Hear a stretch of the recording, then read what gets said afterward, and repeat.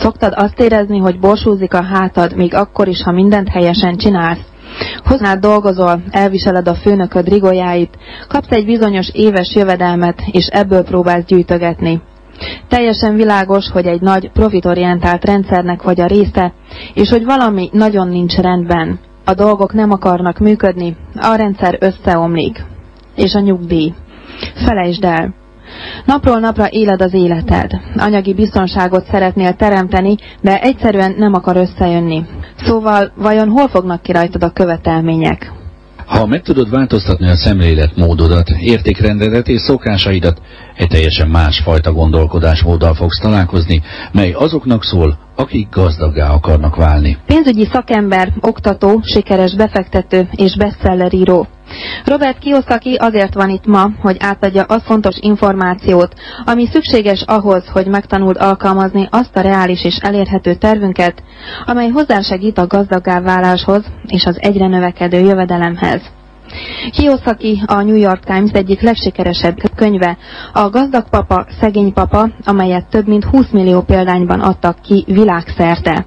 A mai napon Kiyosaki osztja meg veled úttörő felismeréseit úgy, ahogy a gazdag apukája tette vele.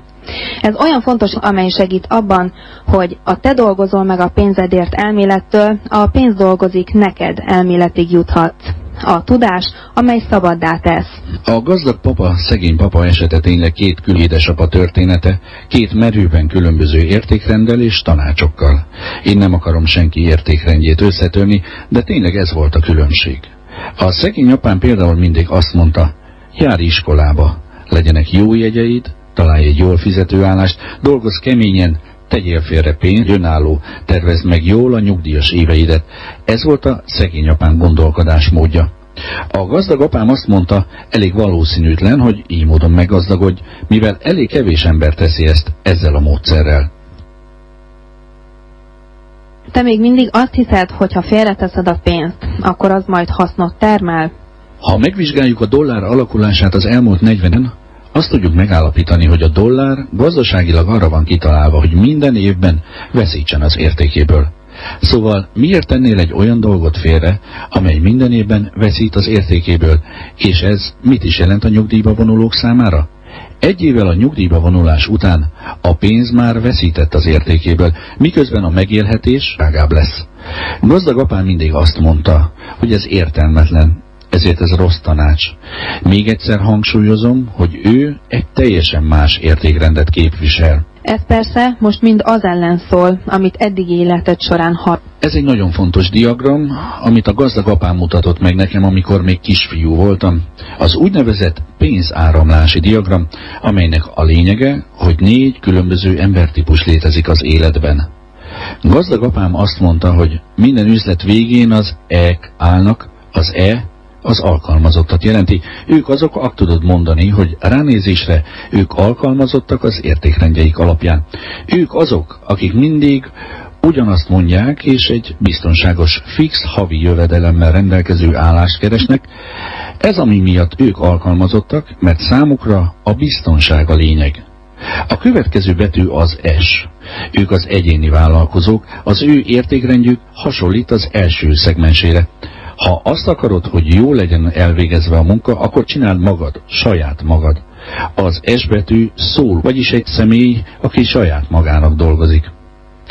A diagram jobb oldalán fent a B-k állnak, gazdag apám szerint a B nagy üzlet, big business, ezt jelenti, vagy B, mint például Bill Gates.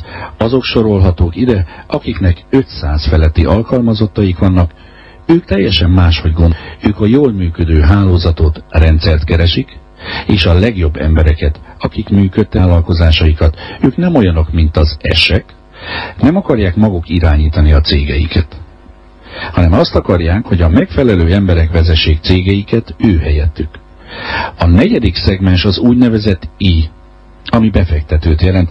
Ezeknek az embereknek van pénzük, amit be tudnak fektetni. Nekik vannak embereik, akiknek az alkalmazottjai keményen dolgoznak. Az E és S kategóriába tartozó emberek az I és B-nek dolgoznak. Tehát fiatal koromban szegény apám azt mondta, Robert, jár iskolába, legyen jól fizető állásod, tehát szegény apámnak az alkalmazotti lét tartozott bele az értékrendjébe. Ezek azok, akik állást akarnak, biztonságos fizetést és jutalmat. Gazdag apám azt mondta, tudod Robert, ha tényleg gazdag akarsz lenni, akkor tanuld meg, hogyan kell üzletet építeni. Észszerűbbnek tűnt számára olyas valamiért keményen dolgozni, ami a tulajdona, és amit generációkon keresztül továbbadhat a gyermekeinek.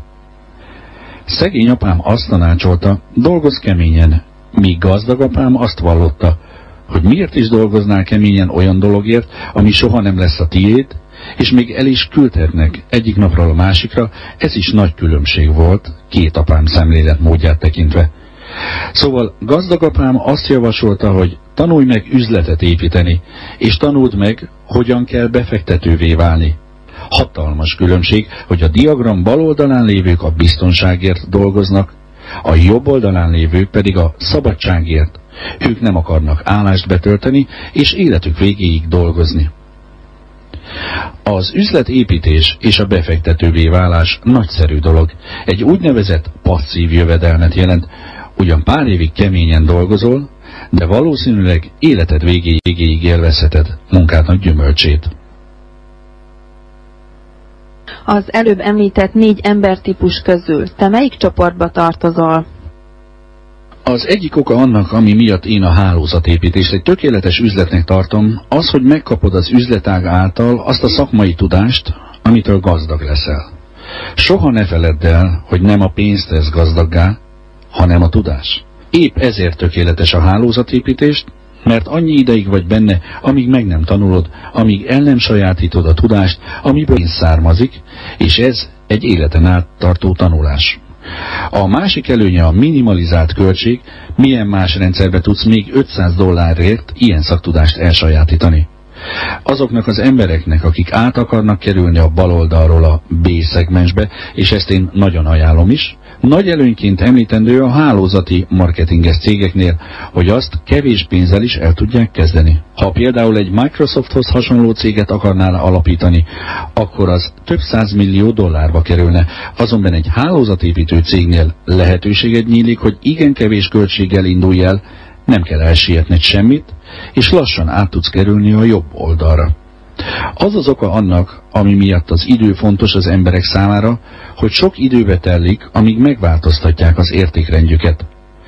A legfontosabb, hogy a rászánt idő elteltével ez lehet 1-2-5 év, vagy amennyi szükséges, hogy amikor felfedezed a jobb oldalnak az értékét és az értelmét, akkor meg sem lehet már téged fékezni. Ma már soha nem mennék vissza, hogy betöltsek egy állást. Miért is tenném? Inkább maradok a jobb oldalon, cégeket alapítok, kevesebb adót fizetek és több pénzt keresek. A lényeg az, hogy szegény apám értékrendjéből át kell váltani gazdag apám értékrendjébe. Pontosan ezt teszi olyan nagyszerűvé a hálózatépítést, hogy időkorlát nélkül segítenek neked az átváltásban. Az első lépés az üzlet kiépítése, ez a legokosabb dolog, amit csak tenni lehet. És közben te mindenhol azt hallottad, hogy a jól bevált vállalati rendszer alapján a legbiztosabb a sikered. Évekkel ezelőtt elhatároztam, hogy nem követem a vállalati rendszert, egyszerűen azért, mert úgy éreztem, hogy nem az én világom. Szegény apám mindig mondta, járj iskolába, legyen egy jól fizető hivatali vagy nagyvállalati állásod. Míg a gazdag apám azt mondta, miért dolgoznál olyan keményen egy dologért, ami soha nem lesz a tiéd, ráadásul el sem tudod adni vagy továbbadni gyermekeidnek a pozíciódat. Ennek számomra nincs sok értelme, ettől sokkal több értelme van annak, hogy felépítsem a saját üzletemet és felvegyek embereket.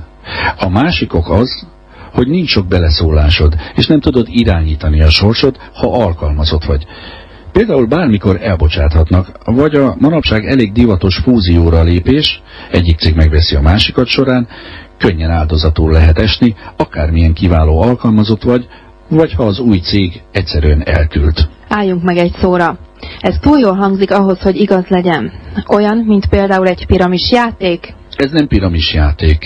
Ezen nem csak például egy éjszakán át kell dolgozni, hanem ez nyilván időigényes. Még mindig emlékszem, amikor 1978-ban meghoztam azt a döntést, hogy véglegesen felmondok, onnantól kezdve a még épp kiépítés alatt álló cégemtől kellett függnöm teljes egészében. Tehát megértem azt, aki fél. Azonban a legfontosabb dolog, amit meg kell jegyezni, hogy kétféle ember létezik a világon. Az egyik típus azt mondja, hogy ez úgysem fog neked sikerülni. Ez az, amit általában a közeli hozzátartozók és barátok mondanak, úgysem vagy elég ügyes, ne tedd.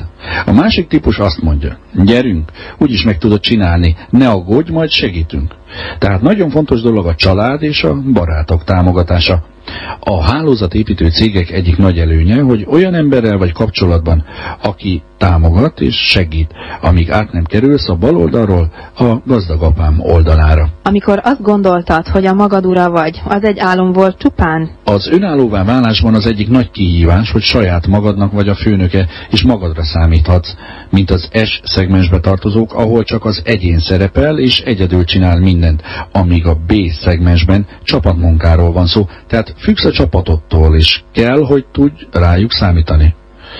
Tehát a probléma az S-sel, hogyha mondjuk autóbalesetet szenved, akkor megszűnik a bevételi forrása. Vagy ha például idős lettél, és nem halmozódott fel elég pénzed ahhoz, hogy nyugdíjba vonulhass, az azt jelenti, hogy valószínűleg életed végéig dolgozni fogsz, mert nincs a háttérben senki más, akire számíthatsz. Például egy csapatban, akikben megbízhatnál. Tehát az S-sel is az a probléma, hogy sok ember szerint őket elégedetté teszi az ilyen típusú munka, azonban ez egy egyemberes tevékenység, ahol teljesen magadra vagy hagyva. Én személy szerint inkább egy csapatnak vagyok a tagja, ahol számítanak rám, és én is számíthatok rájuk. Úgy hangzik, hogy ez pofon egyszerű, de a változás olyan nehéz. Mindenki tudja, hogy a világ változik, de gyakran mi magunk nehezítjük meg a változást, és mint idősebb ember, hiszen én sem fiatalodom már, néha én is igen nehezen változtatok. Szerintem nagy előnye a hálózati marketingnek, és ami miatt jól működik, hogy van idő a mentális, lelki és testi változásra, ami ahhoz kell, hogy az alkalmazotti oldalról lassan átkerüljünk a gazdag apám oldalára. Szerintem ez egy nagy dolog. Egy elegáns és türelmes útja annak, hogy változtasson az ember az életén. Kérlek, ne felejtsd el, hogy a változás mindig nehéz, de sokszor mindannyian tudjuk, hogy meg kell tennünk a kellő lépéseket, és ha érzed, hogy itt az ideje, hogy te is változtass, akkor lehet, hogy a legjobb választás egy hálózatépítő cég. A hálózati marketing talán valóban számodra a legmegfelelőbb üzleti lehetőség. További információért lépj kapcsolatba azzal a személlyel, aki ezt a videót adta neked.